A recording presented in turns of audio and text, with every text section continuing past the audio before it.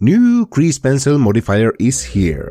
It is called the GP Art Brush and it lets you build custom art brushes real-time in the viewport. The modifier comes with lots of settings to customize your new strokes. You can also animate these strokes, add effects and much more. You can get it on Superhive or Gumroad. To get this to work, you need to go to Preferences, File Paths, and add the folder that has the blend file to your asset browser. Then you can open the 2D animation workspace. Just draw something into the viewport first.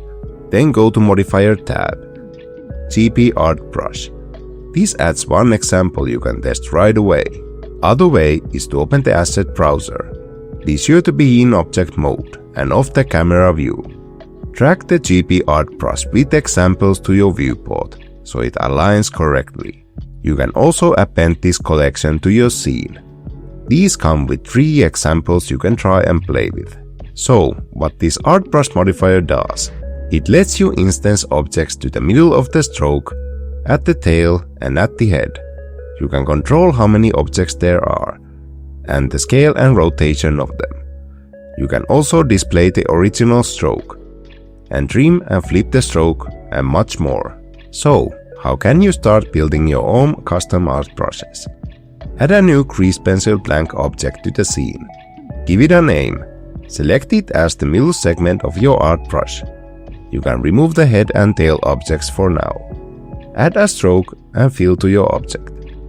You can use color attributes to start quickly experimenting by drawing into the viewport and adjusting the instance amount.